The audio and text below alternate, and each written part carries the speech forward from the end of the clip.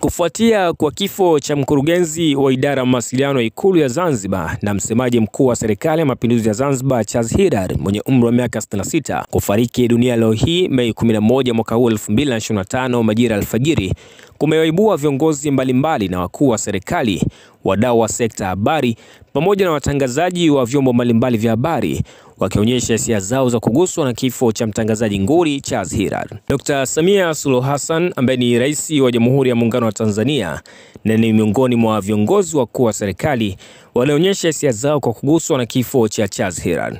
Kupitia kwenye ukurasa wake official wa Instagram wa Rais Dr. Samia Suluhu Hassan aliweka posti yake iliyokuwa ikipeleka salamu za pole kwa rais wa Zanzibar, familia na ndugu wa marehemu. Na kwenye posti yake Dr. Samia alitanguliza picha ya Charles Hilary na kisha akasindikiza na caption ambayo inasomeka: "Nimepokea kwa masikitiko taarifa ya kifo cha bwana Charles Hilary, mkurugenzi wa idara ya mawasiliano ya Ikulu Zanzibar, kilichotokea leo Mei 11 mwaka 2025.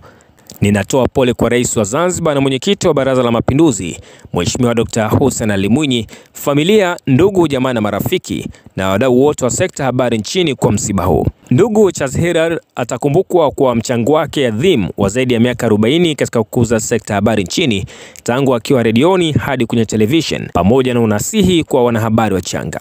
Namuomba Mwenyezi Mungu aijalie familia yake uvumilivu na subra katika kipindi hiki kigumu, na ilaze roho ya mpendwa wetu mahala pema peponi. Kwa hakika sote ni wa Mwenyezi Mungu na kwake tutarejea." Inaelezwa kuwa Charles Hilary amefariki baada ya kuugua ghafla na mauti yamemkuta akiwa njiani akipelekwa hospitali ya taifa Muhimbili tawi la Mloganzila. Enzi za uhai wake inaelezwa kuwa Charles Hilary amefanya kazi Radio Tanzania mnamo mwaka 1981 hadi mwaka 1994 alipojiunga na Radio 1 Stereo. Mwaka 2003 alijiunga na Radio DW nchini Ujerumani na miaka mitatu baadaye alijiunga na BBC akiwa idhaa ya Kiswahili. Ilipofika mwaka 2015 aliamua kurejea nchini Tanzania na kujiunga na Azam Media, na ilipofika Disemba 30 mwaka 2021 aliteuliwa kuwa mkurugenzi wa idara ya mawasiliano Ikulu Zanzibar. Kwa tasnia mzima ya habari tunapeleka pole kwa familia, ndugu, jamaa na marafiki, na Mungu ailaze roho ya marehemu pale pema peponi. Usisahau kusubscribe, kulike, kucomment na kushare.